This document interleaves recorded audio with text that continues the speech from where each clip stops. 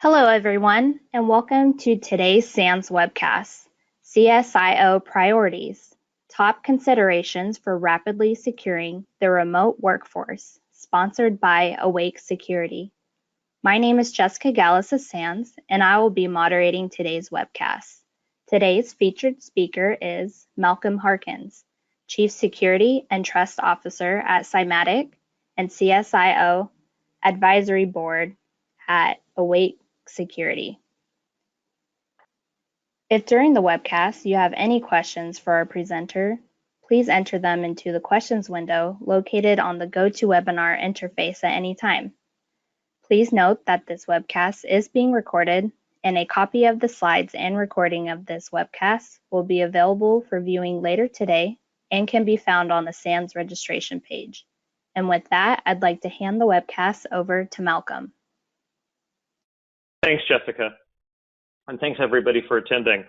What I want to do first is give you a little bit of background and perspective on me because it will frame some of what I talk about. I'm unusual relative to many peers in the security community, and certainly chief information security officers or chief security officers, for a couple things. One, I'm not a technologist. I've got an undergraduate in economics, an MBA in finance and accounting. And two, I've only worked for 3 companies in 28 years. Out of graduate school, I started at Intel and spent almost 24 years at Intel, and then went to Silence Corporation, and then more recently Cymatic late last year. But along my journey at Intel, I had a couple situations that came about that I think we all kind of remember. In the summer, fall of 2001, we had some substantial logical events, Code Red, NIMDA, that many of us might remember, that were affecting our organizations and our IT team and our business operations, but also 9/11. And Andy Grove, one of the founders of Intel and the creator of the book, Only the Paranoid Survive, he was that individual. He was that type of an executive. And after those 2 events, he was assembling Intel's executive team and basically beating the crap out of his corporate officers to deal with the availability issues logically and physically that he was, that we had all witnessed, and then he perceived many more coming down the road.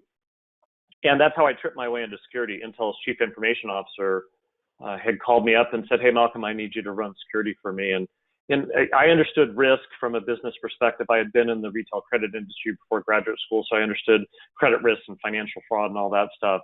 But I didn't have a strong security acumen at that time. And I wasn't hired because of my security acumen into the role. I was hired because of my project and program management, my ability to communicate, my ability to understand the business and contextualize the information risk issues into the business context to help navigate what we needed to do to manage and mitigate risk. And even in that early days, greater than 18 years ago, in my time at Intel, I'd grown up helping not only create the IT and InfoSec and all of that technology risk management capabilities for the company, but I was also a part of a broader corporate emergency operations team and response capability that was being built. And even in that time period, 18 years ago, we were doing pandemic response, and we created a whole pandemic response PAM, and among with a bunch of other things. So my perspective is from that time period, and fortunately for me, I've gone through creating those type of responses, dealing with it, and unfortunately, but again, fortunately from an experience perspective, having dealt with SARS and response to that when it had effects on Intel's business operations, H1N1, and a variety of other things, again, physically and logically.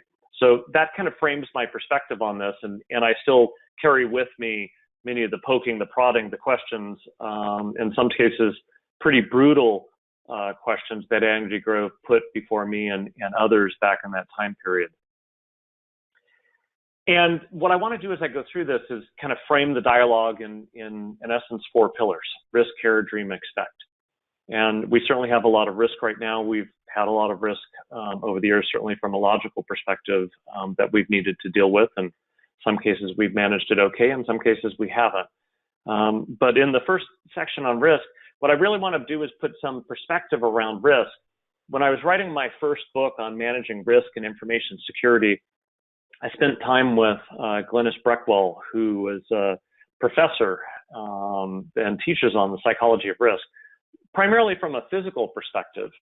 And when I was reading through some of her books and spending time with her to understand, again, the sociological, psychological aspects of it for people who are affected by risk or decision makers around risk, she had this quote that was in one of her books. And it, for me, is the perfect time to think about it and where we're at today. Risk surrounds and envelops us.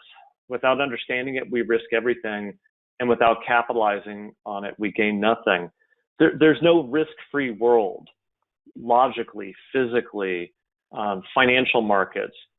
And you know, we get rewarded when we take risk and we manage those risks well. Unfortunately, I think in the current situation with COVID-19, the ripple effects that have been touching every one of us around the world in our home life and in work and more broadly society, we have to look at it this way. And I look back on what I learned and how I grew up in information security with Andy Grove pounding on me and others.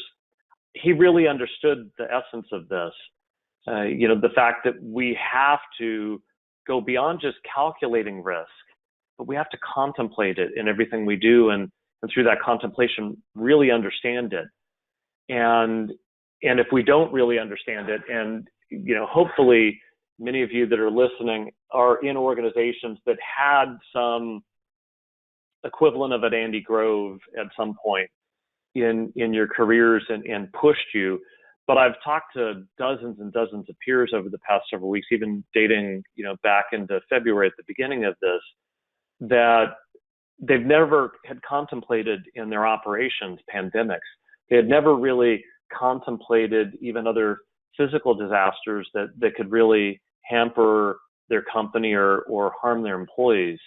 You know, even earthquake drills. I live in California, so those type of things were done more localized and didn't have the connection to IT or other parts of the company. They were a facilities type drill, and that's about it. And when you stop short on that preparation, we are risking everything. And so hopefully some learnings out of this is to get all of us to understand that we have to be interconnected between physical, logical, HR, finance, IT, security, to manage through these type of large-scale, complicated things. Now, again, I'm a former finance guy, economist by background, and so when I look at risk, I have to look at it first from that business context. And this is a set of universal business risk and some control examples that I created with my team at Intel years and years and years ago.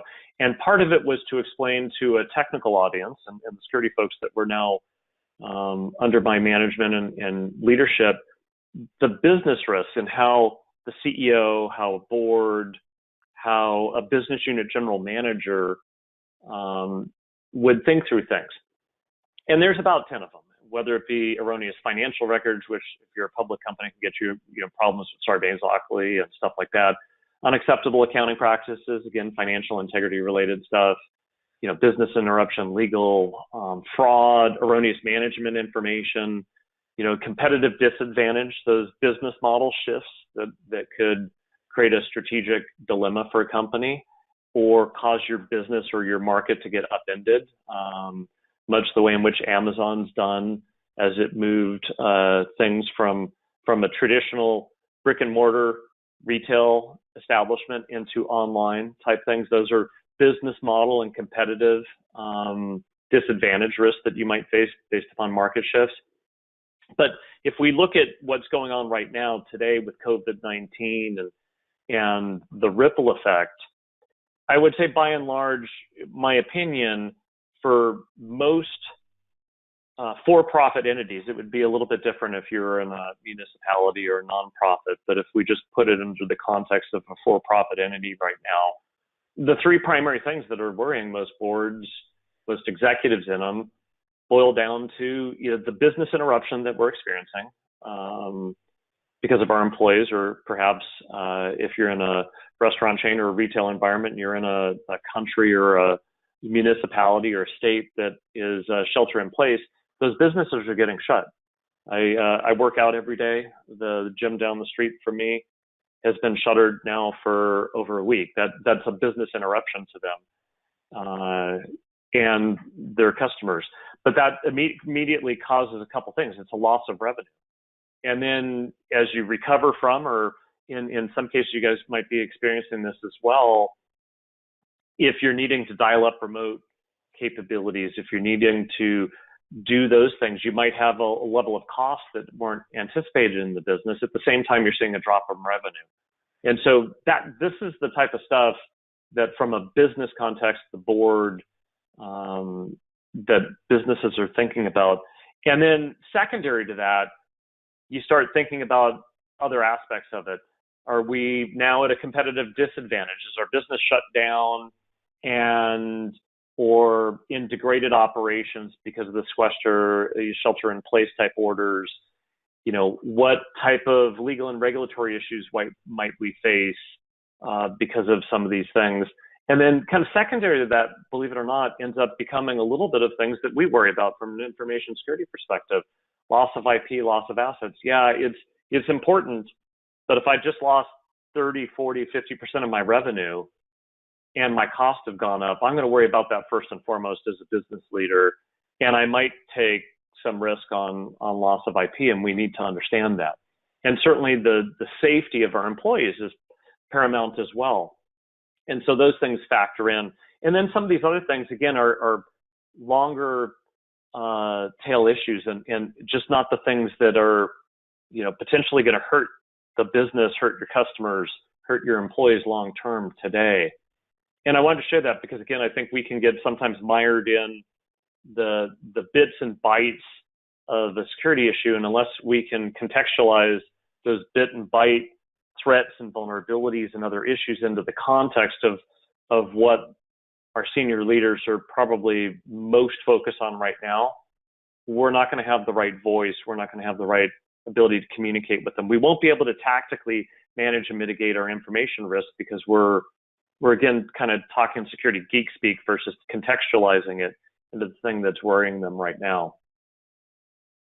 And this brings me to kind of broad survivability rules. If you look, and some of this stuff is a little bit higher, a little bit lower, depending upon the individuals. But when you look at people surviving physically in the wilderness or in a substantial physical event, there's the survival rules of 3. 3 minutes without air, and you have brain damage or you die. About 3 days without water, and again, you're physically depleted and you're on a path to death. And 3 weeks without food, give or take a little bit, and again, you've starved your body of the nourishment it needs to live and go on. And so in these moments of substantial events, whether it be, again, kind of the COVID-19, if we've had a substantial earthquake, if you go back, roughly 10 years ago with the earthquake and the tsunami that hit in the South Pacific that unfortunately killed a couple 100,000 people going into the Christmas season, we have to think about what our businesses are experiencing, what the business operations are experiencing, focused on these things, and think of it in terms of almost an extinction event. What are the things that we're dealing with right now that are, again, the equivalent of 3 minutes without air, 3 days without water, 3 weeks without food? And as we're making those business choices to survive, what are the logical things? What are the cyber risk things that could manage and mitigate some of those risks better, like pushing people remotely, and or what's the next thing that could happen if we don't manage those risks appropriately, and the bad guys gets in or a mistake happens, and all of a sudden we're hard down because we're ransomed, or a substantial amount of IP has been taken, or a substantial amount of personal information has been taken. So again, context matters when we have these dialogues. And when you have such substantial events, that perfect storm that is hitting us right now in many ways, in many organizations, you have misperceptions around risk that can occur because the volatility that's occurring, the uncertainty that's occurring. Again, there's a complexity, there's ambiguity, there's that quote unquote fog of war that I've experienced in countless incidents that I've managed or been a part of, again, whether they be physical or logical, or in some cases blended events that I've seen. And when you look at misperceptions of risk, there's kind of two drivers that cause those misperceptions, not only for us as security professionals, but also our decision makers and the management. Economics, what can I spend? What's the revenue impact that's hitting me right now? That again can create a level of myopic perspective to one thing. And again, then there's the psychology of it.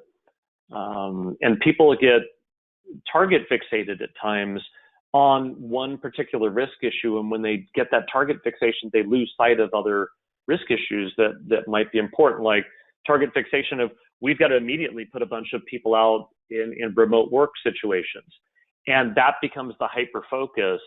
And then, sometimes the decision makers might lose context around, again, the increased attack surface that could have.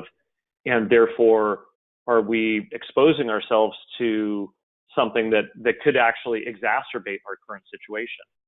And again, that's our job to communicate, but do it in a way that isn't fear-mongering, do it in a way of the likelihood and the issues and the steps that we need to do. We might have to, take a risk to manage a risk, but then how do we dial in to manage that risk that we just took a little bit better after we took it? And like I said, this situation is driving misperception of risk, and it is increasing. Just a couple of weeks ago, we were in many cases in most organizations, people were in office buildings, they were in conference rooms, they were able to talk with each other, see each other. There's some organizations that have been predominantly remote, in which case they're better able to think about how to manage, how to lead in a remote worker environment. But again, when we're apart from each other, sometimes those misperceptions can increase. And certainly while we're under all a heightened level of worry or stress, again, that exacerbates the issue. And so we have to understand that. And as we approach it with not only being a part of a team, but managing our teams, but even up into the senior leaders who might bark at us because of something moving slower than they wanted when we get people out. Again, just recognize we're all under that strain, we're all under that stress, and we've got to figure out a way to absorb some of that and then redirect it and mitigate these misperceptions and have a level of, in some cases, diversity of perspective.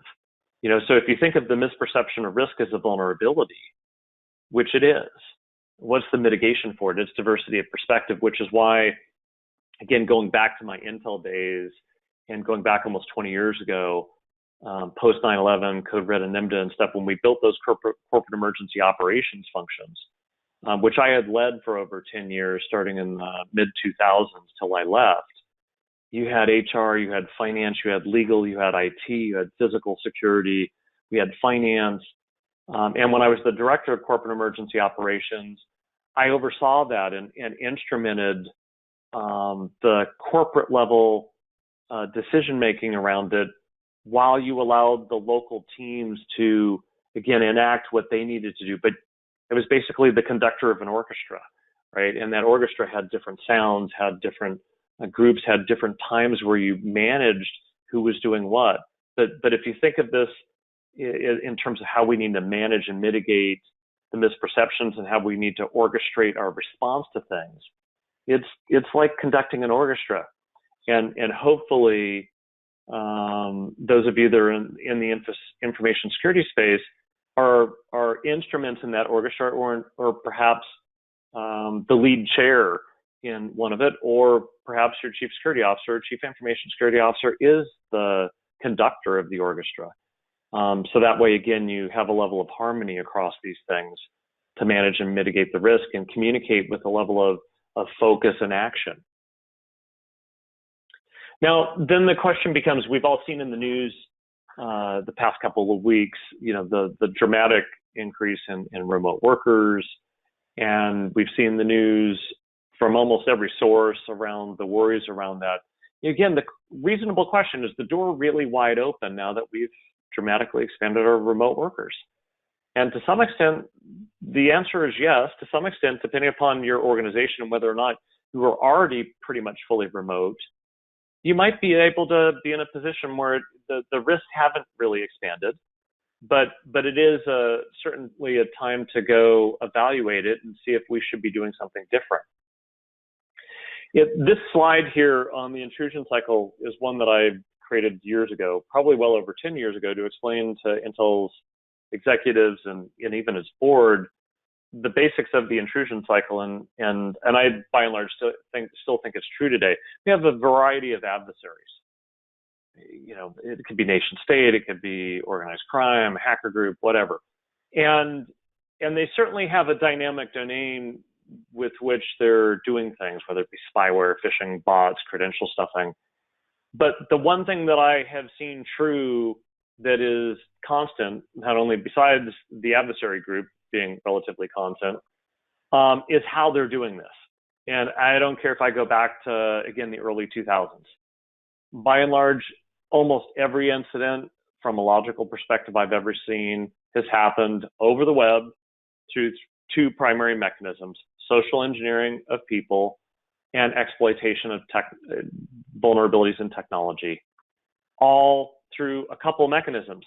I'm either dropping malicious code and executing it, and when I do that, I'm by and large also stealing the credentials and moving laterally and those type of things, or I trick somebody into giving me stuff, or I buy stuff on the dark web and find a bunch of exposed data and I do credential stuffing, or some other type of identity attack. But it's primarily malicious code and identity attacks going after an information asset, physically, logically, the transaction.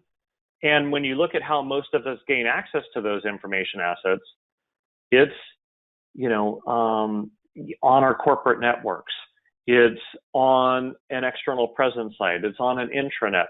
But from my experience, the only thing that differs from the adversary groups is the motivation and purpose. The methods, the tradecraft, the tools. Yeah, if you're spinning a centrifuge in a uranium enrichment facility to frustrate somebody's nuclear program, yeah, that's a way more sophisticated. But even those nation states that do those things, they'll tell you they basically use the rest of this stuff the same way because it's easy enough to do that. So why do something more sophisticated if you don't need to?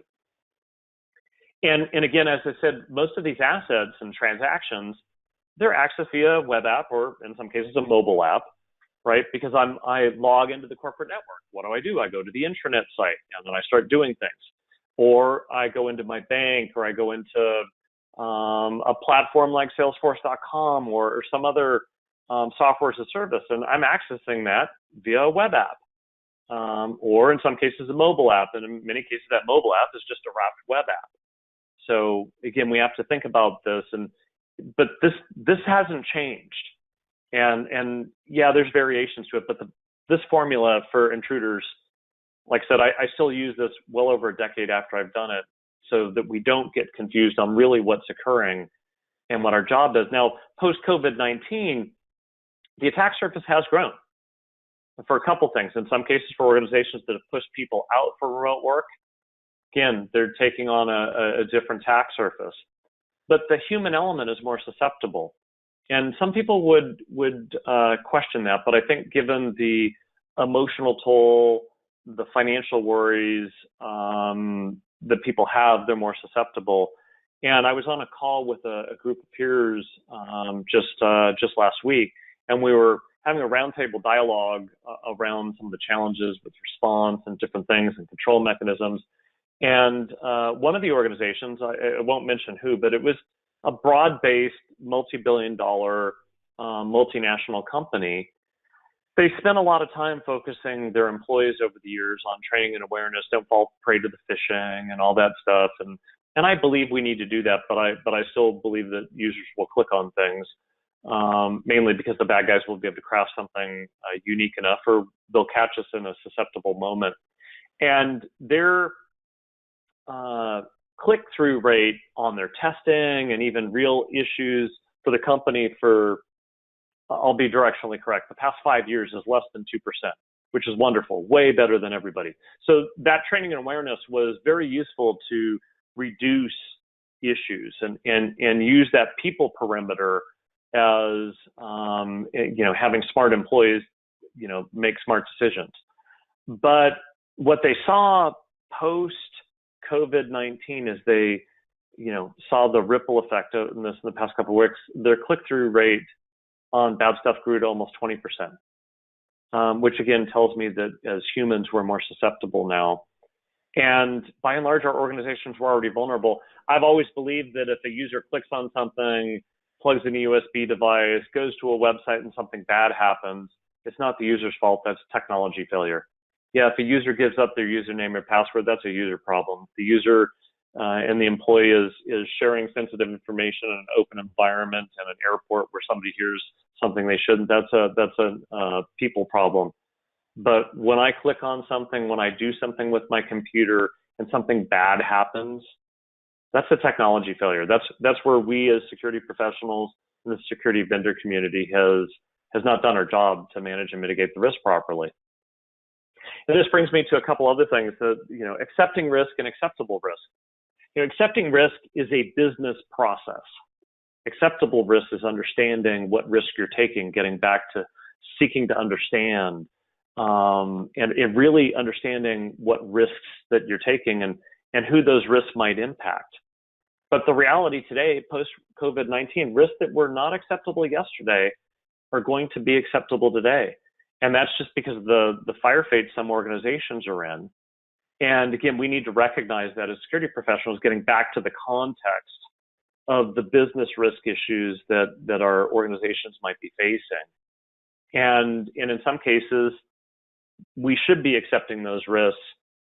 And in other cases, we need to talk about the knock-on effect of accepting that risk. And again, get the organization to understand that we've got to hurry up in some cases. That if we've taken a risk, that we've got to quickly then go figure out how to manage and mitigate it, particularly if we don't have the proper controls in place. My bottom line for COVID-19 and the reality of risk for the world is it's two primary risks. There's the humanitarian one, with people getting sick, unfortunately dying. And then there's economic resilience, not only for our organizations that we're employed by, but our economic resilience in our communities, for our nation states, and in some cases for the world because of the supply chain impacts that are affecting things. And what's happening is we're getting this reverberation between the humanitarian issues as people get sick. And if they're sick, they can't show up to the factory. If they can't show up to the factory can't produce. So how does the factory produce things that are necessary for, again, aiding people, food, N95 masks, those things. So we've got these things hitting each other and reverberating each other. And then as we deal with this set of issues, again, at a micro level for our organization and a macro level for the world, then you have this other effect. The humanitarian issue that gets created with healthcare workers. My daughter works in the emergency room at a hospital in the Bay Area. And again, you think of the folks at the grocery stores, you think of the people driving trucks that are delivering food.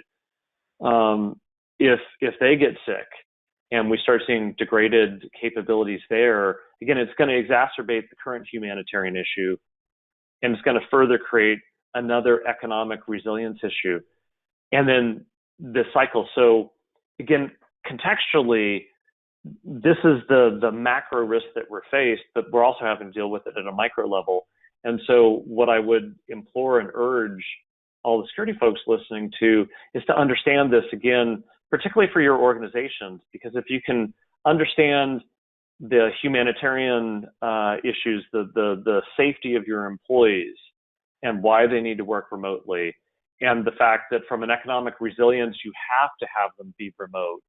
And then our job is to facilitate that, and again, do it in a way that hopefully manages and mitigates the risk. It might not be pretty, but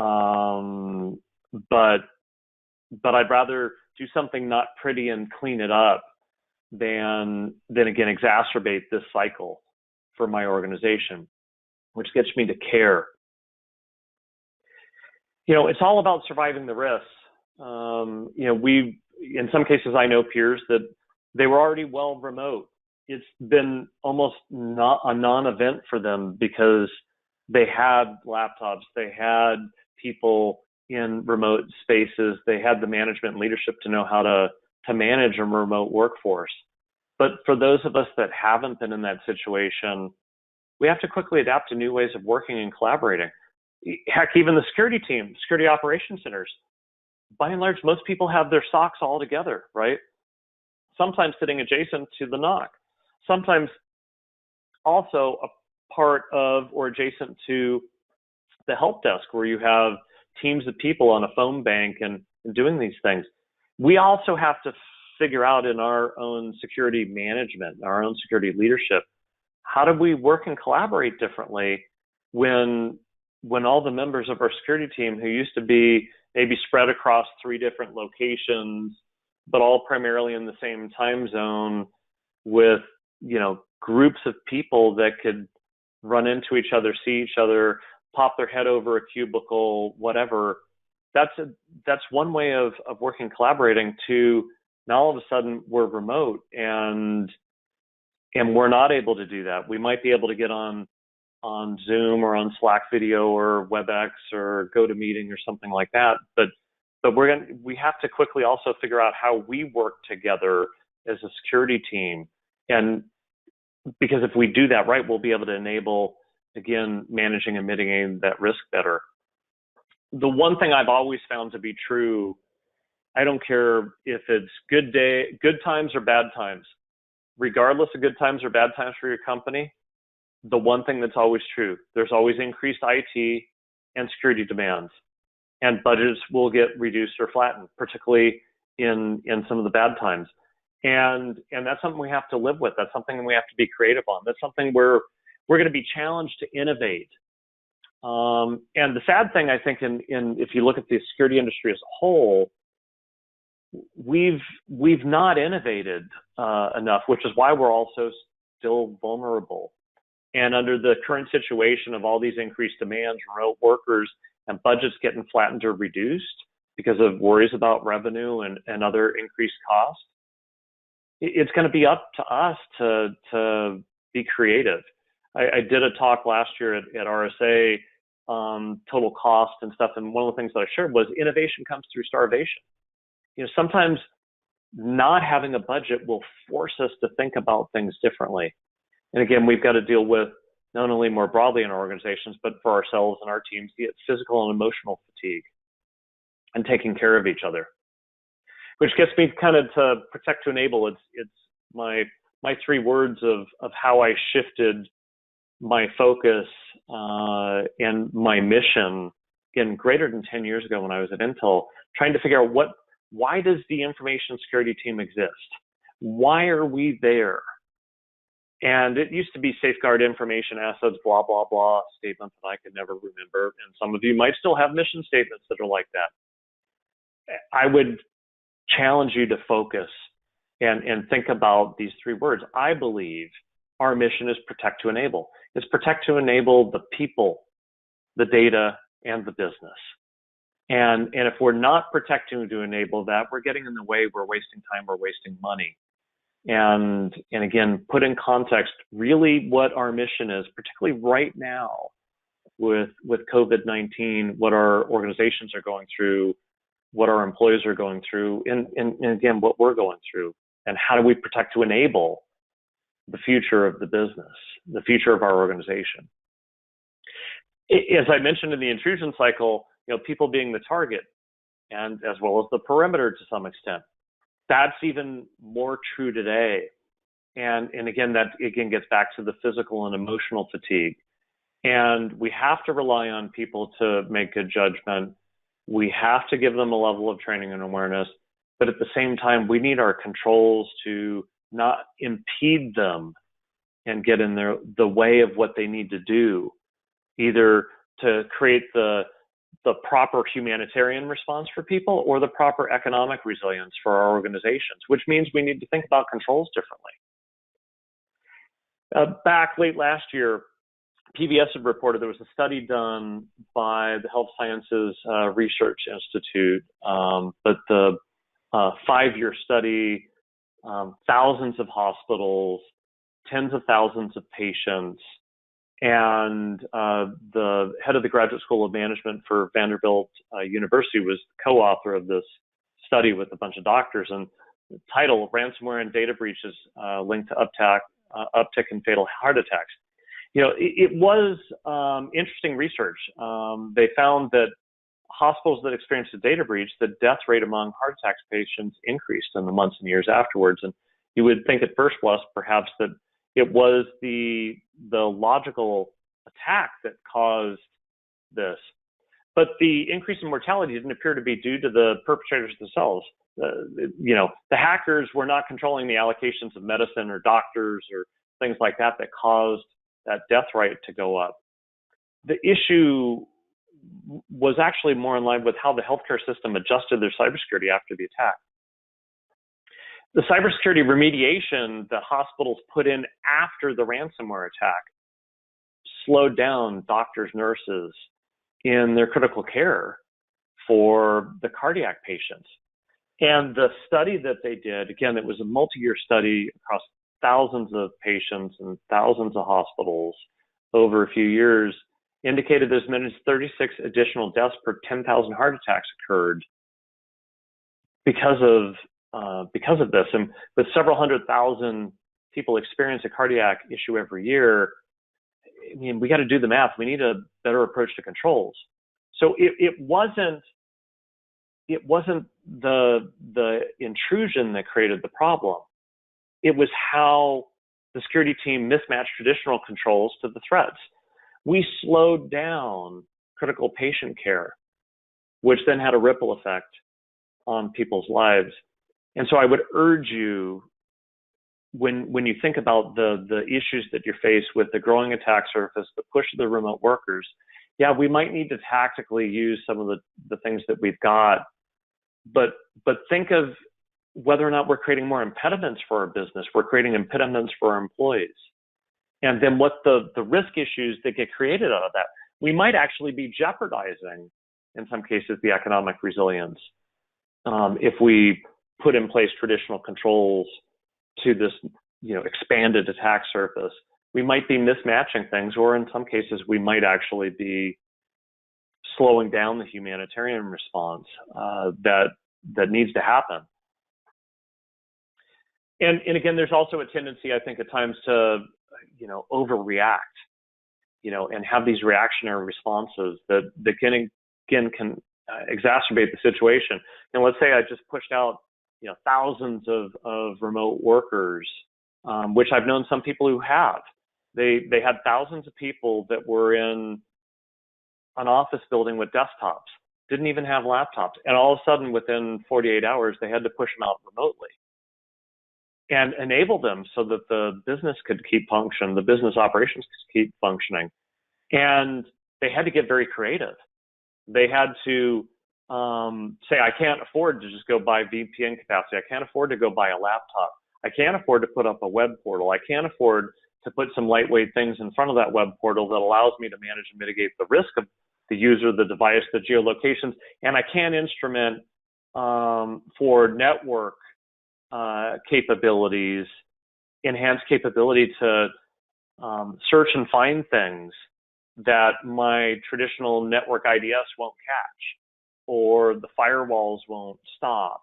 And so again, that agility to understand how you can grab something that is innovative, deploy it, or in some cases just rejigger your controls in a different fashion, will give you that agility to, again, allow the business to move forward, again, protect to enable. I have a control philosophy that I use, my 9 box of controls. There's 3 primary ways you can manage risk: prevent it, detect it, respond to it. As you go from prevention to response, risk grows. You know, we're obviously in response actions right now, which is why we have a heightened level of risk. And there's 3 primary ways we can approach controls: automated, semi-automated, manual. As you go from automated to manual, cost grows. We've been stuck as an industry in semi-automated to manual detection and response. Our organizations are feeling the economic shock wave. We have to deliver real economic value to them, which means we need to focus on how we automate things. How do we improve our detections? How do we shove things from the semi-automated to manual to the left to more automation, and then constantly push down, and again, that control friction. Let's not get in the way of our users or in other aspects of IT or the business, because that velocity, that business velocity, is paramount. Again, when I look at these things and you talk about how to evaluate controls, again, risk to the business, risk to customers, risk to society, those are the risk things we need to think about. And cost. We're all feeling a level of economic shock, so we have to be more, not only effective, but efficient. We got to strip away cost issues. It's the only way with a flattened budget we'll be able to help our organizations, is to basically say, I'm going to trade this control for another control because it's going to allow me to be more effective and efficient. And then, like I said, friction, or if we're adding it, we might be jeopardizing some things versus also focusing on doing things that are frictionless and improving the business velocity, because that'll improve the economic resilience and speed up the humanitarian response.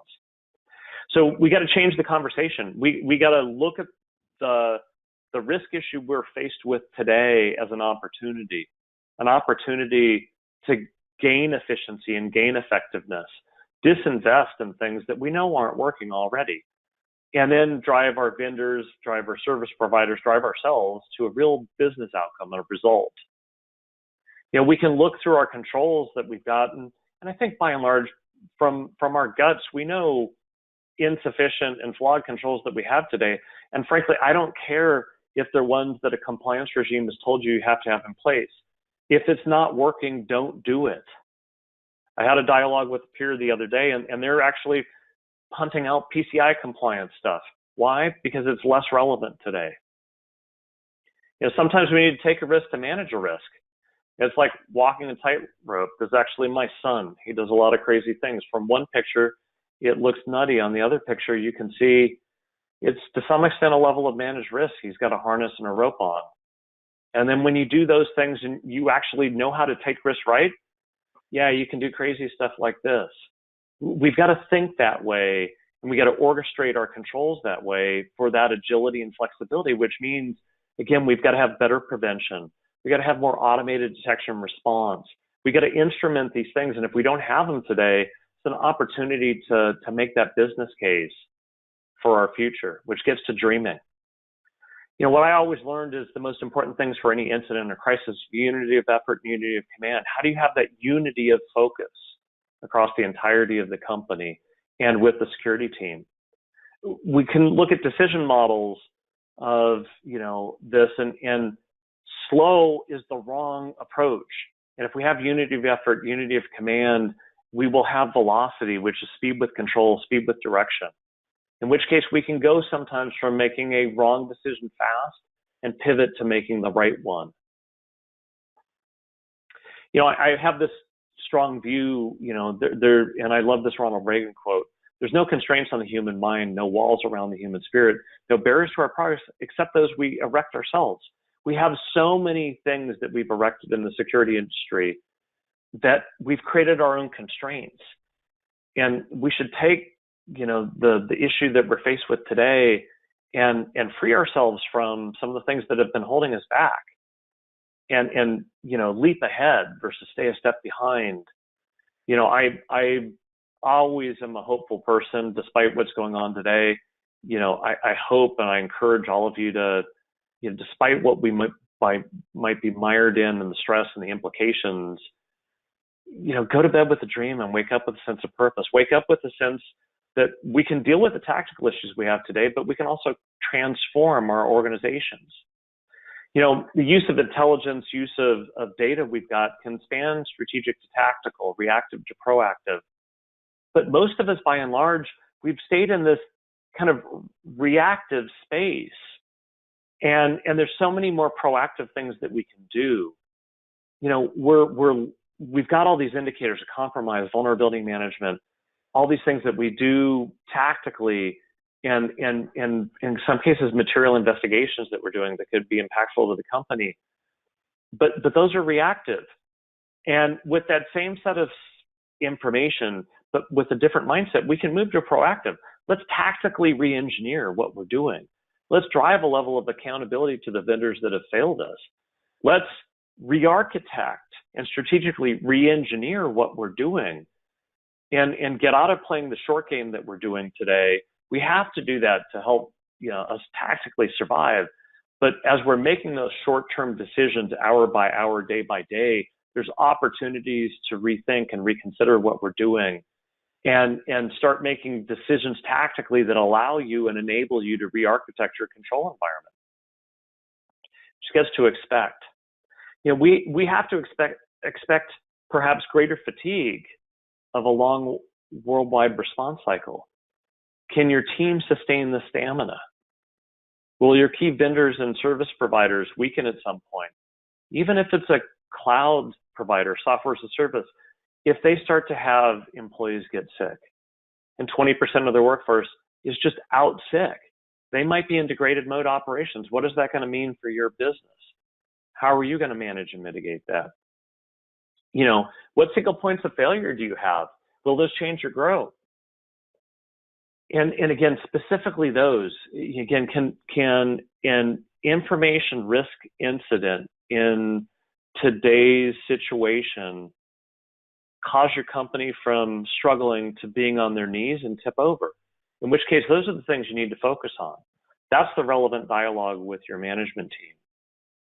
And then the other thing that I would encourage folks to think about, again, it's hard to think about because as security teams, we're focused on the security stuff, but does the economic shockwave jeopardize the long-term prospects for the organization you support? Doesn't mean that you don't do your job today, but you also have to take care of yourself and think about that. And think about what that might mean so that, again, you're making better strategic decisions for yourself, your family, in addition to the strategic decisions we need to make to manage and mitigate the risk for our companies. Then we have to think as well, there's changes that are occurring today that have been swiftly thrust upon us. And some of those may become permanent. Supply chain shifts, remote workers, telemedicine. You think back to the recession and the issues over 10 years ago, 2007, 8, 9 in the United States in the Great Recession.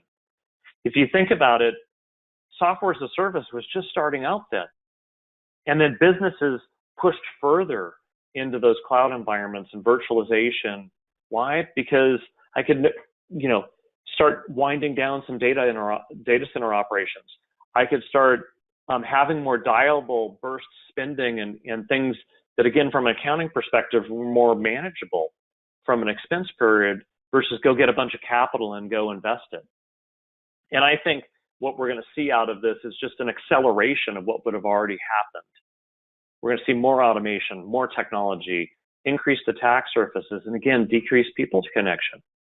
And with the decreased people connection, we got to put on our threat hat on and go, is that going to exacerbate or create new or more expanded insider risks? Perhaps. But either way, when you look at this, we have the opportunity to leap ahead and again, I'm urging you to deal with your tactical issues, but every time you're making a decision tactically, think out 6 months from now, 2 years from now, and go, am I keeping myself on the same treadmill of traditional controls with incremental approaches that will exacerbate my attack surface and what I'm susceptible to next year? Or is there an opportunity to leap ahead and instead of remaining a step behind? If you don't make a choice, the choice will make you. I'm pushing you to choose to take strategic steps in addition to the tactical ones, because if you don't, what you decide not to do will absolutely impact you and your organizations. Two primary choices we have in life: accept things as they are, accept the responsibility to change. I believe that we have to be a change agent. We have to step up. Again, otherwise we'll stay a step behind. Goes back to my 9 box of controls. We have to drive constantly a philosophy of automation to reduce cost, because that's what our businesses need. They always need that, but they need it more now than ever. And then again, kind of constantly push down to automation and remove the friction. Remove the friction from IT, remove the friction from the user, remove the friction from the business velocity. Those are the outcomes our business need from us right now: lower risk, lower cost, and lower friction. It's hard to do, but things that matter are hard. Again, it gets back to changing the conversation, changing our paradigm. And we also need to never stop looking for what's not there. Hidden in the bits and bytes, there's activity from bad guys trying to get into our environment or that are already in. And we need to always stay on top of that. Some closing thoughts. This is actually a picture of a magnet that's on my refrigerator that I bought 15 years ago after spending 9 months, in essence, in hell and incident after incident after incident. I was back at Intel, called it our cyber summer, that fell into the fall, that then evolved into Intel having some business issues the following year, which caused us to do workforce reductions and staff reductions. And I bought this in an airport one time when I was depleted, down, didn't know what to do, and that's why it became kind of the theme of this talk. I think we need to risk more than others think is safe, and not of the business, but of ourselves. We need to go out on a limb. We need to push for these things. We need to care more than others think is wise, again, for ourselves, our team, our business, our customers. We never should lose sight of a dream. We got to dream about what the potentials are of what we can do and how we can manage and mitigate risk better than we're doing today, than just accept it. And then we got to expect of ourselves, of our organizations, of our vendors, of our service providers, more than what's possible. We got to plan and act, not only to survive, but to thrive. With that, thank you. And Jessica, I'll turn it back to you. I know we've got several minutes and there might be some questions that people have had. Thank you, Malcolm. And we do have some questions ready for the Q&A. However, if anyone has a question for our presenter, please enter it into the questions window now. Our first question is, you used the term compliance regime earlier in the discussion. Just curious if the changing idea of antiquated mission statements moving more toward your protect to enable model is met with more resistance in the InfoSec side of the house, or more so with the external and internal auditors. Just curious if you find them to be more of an obstacle when going through things like this. It's a great question, and I can tell you my shift to protect to enable was widely embraced by my teams when I did it, and widely embraced by the business. I can tell you the compliance side, though, is a little bit more rigid, right? It's a check the box.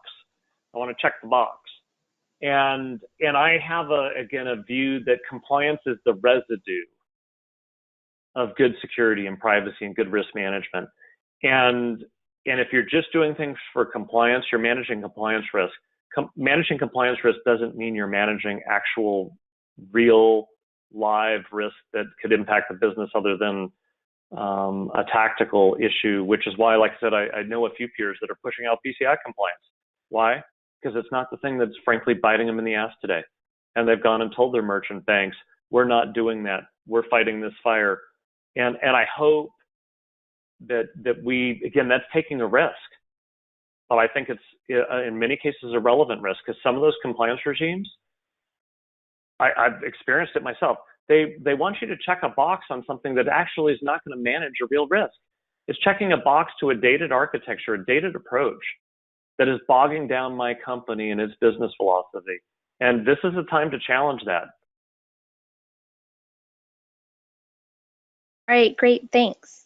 Next question is, we are a medium-sized manufacturing business with most of our IT outsourced through service providers, SaaS, etc. Other than our core network for on premier items, we will never outsource for the IT for our design environments and factory operations. We are having minimal economic impacts currently, and demand for our products is strong. My budget has not been cut. We already were pretty mobile other than the other factories, but what would you suggest we do to transform our current traditional control stack, and how fast can some of those items be done? Yeah, really good question. And there are some companies that, again, they're not feeling the economic shockwave. And in some cases, they're seeing a surge based upon what's going on. And I think in those situations, again, having grown up in a manufacturing environment, I can understand that, right? So you might push your office workers remote, but if they all have laptops anyways, no big deal. You just might have some strained remote access capability for a while in teleconferencing. But yeah, factory operations, you need people on site. Some of the design stuff needs to be done on site too. I'd say in that circumstance, again, it's an opportunity. If you look at it and you go, okay, yeah, by and large, let's just say your attack surface has grown a little bit, because again, you might have susceptible employees. They might be a little bit more, susceptible to phishing and stuff like that, but you've got a traditional control stack. Again, I'd go back to my 9 box of controls. Evaluate that traditional control stack. Evaluate the compliance regimes that you're having to adhere to, and use it as an opportunity to say, because if the demand is remaining strong, your business needs velocity now more than ever, right? In order to aid the economic resilience of others, in order to aid the humanitarian effort of others. And so where you can strip away controls that are ineffective and inefficient, you'll free up budget, you'll free up cycles. You'll be able to leap ahead. If I was in that situation and some smart security people came to me and said, hey, look, we're doing really well, but if we take the following 3 steps in our network, in our web applications, in our endpoints, and whatever the controls that are bogging you down and impeding business velocity, or you have issues with, and say, I need a few $1 million and I need it now, because I can go get a service provider who can do a managed thing, and we can switch one control for another control and speed up business velocity and meet customer demand. I think that would be more than acceptable, and I think it would show a level of creativity to your management. So I think in that situation, you're lucky because you've got an organization that's not being hit by it economically, but you can improve its business velocity with perhaps a change of controls. And I'd encourage you to go, again, figure out those controls that can move the business faster to help others. Okay, great, thank you. It looks like we have time just for one more question. If you could design it, what would be a more appropriate audit approach?